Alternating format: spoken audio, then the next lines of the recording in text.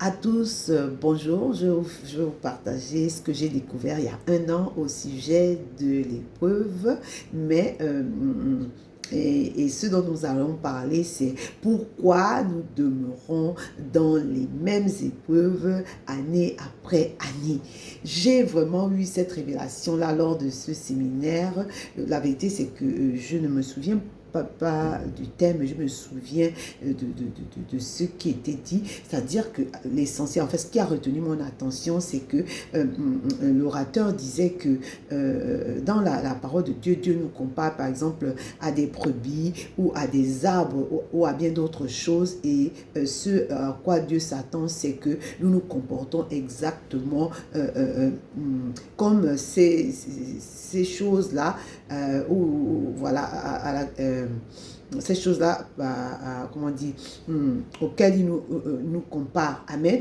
Et donc, par rapport, par exemple, au brebis, j'ai découvert que je suis allée regarder, hein, je suis allée regarder, et puis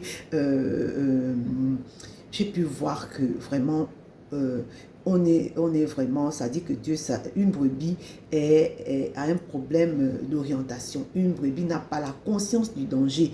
Une brebis a besoin d'un berger pour être conduit. J'ai pu voir ça, et puis sans la brebis, sans le berger, la brebis est vraiment perdue. Vraiment perdue. D'ailleurs, la parole de Dieu dit que nous suivions chacun nos propres voies. Amen. Mais il a plu à Dieu d'envoyer Jésus pour nous servir de berger. Et voilà.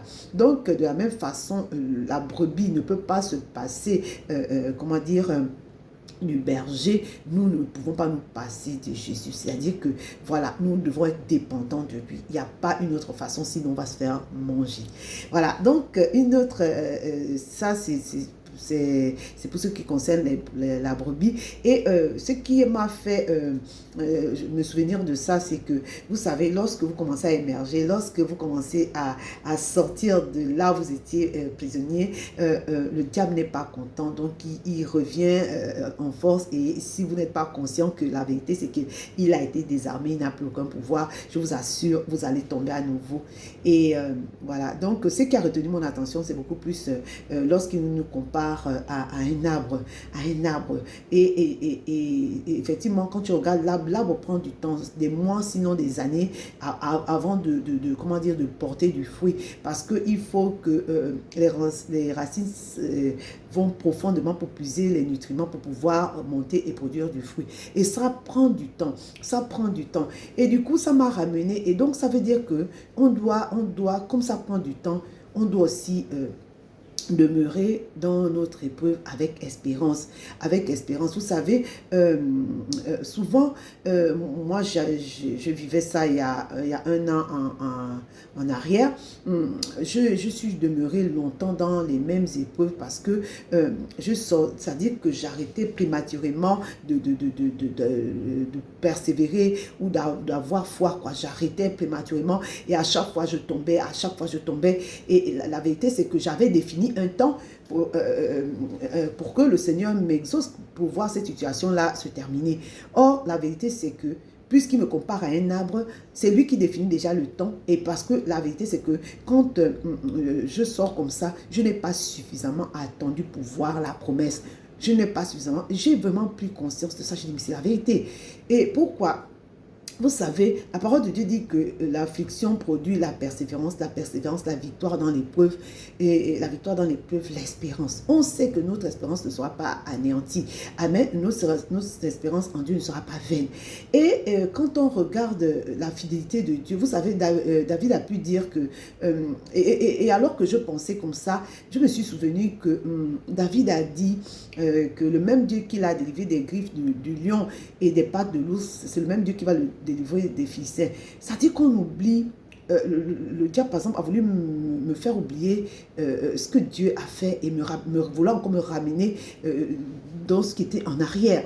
Et j'ai pris conscience que, alors que j'ai pris conscience qu'il me compare à un arbre, j'ai résolu de demeurer de demeurer dans une attente pas passive, hein, c'est-à-dire avoir foi que le Seigneur saura faire au temps opportun ce qui est juste. Parce que la parole de Dieu dit qu'il fait, il fait toutes choses belles en son temps. Vous savez, la parole de Dieu dit que si tu ne connais pas l'œuvre de si tu ne connais pas comment est formé les os dans le sein d'une femme, tu ne connais pas l'œuvre de Dieu qui fait tout.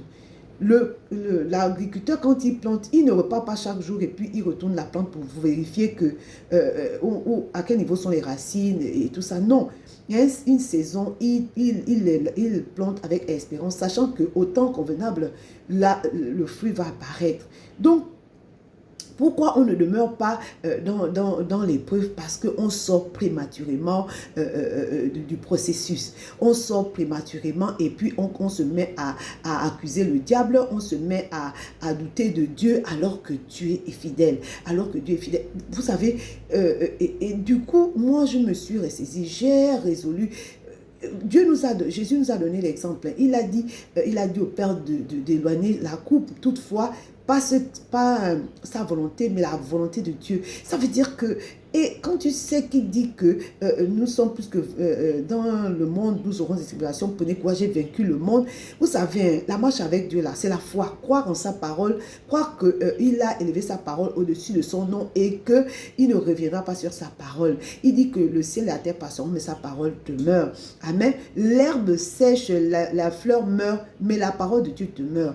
Il s'agit de demeurer. Il s'agit d'aller regarder, voilà comment on en sort, c'est-à-dire que à chaque fois que Dieu va vous comparer à quelque chose, allez-y voir comment fonctionne cette chose-là, parce que Dieu s'attend à ce qu'on se comporte de la même façon. Donc, allez-y regarder, voir comment se comporte l'arbre et vous allez comprendre que Dieu s'attend à ce que nous demeurons longtemps pour pouvoir sortir des situations qui nous ont jusqu'à présent gardés prisonniers. Amen. Vraiment, allez-y regarder comment se comporte l'arbre et vous me direz dans les commentaires. Demeurez bénis, à très vite. Merci.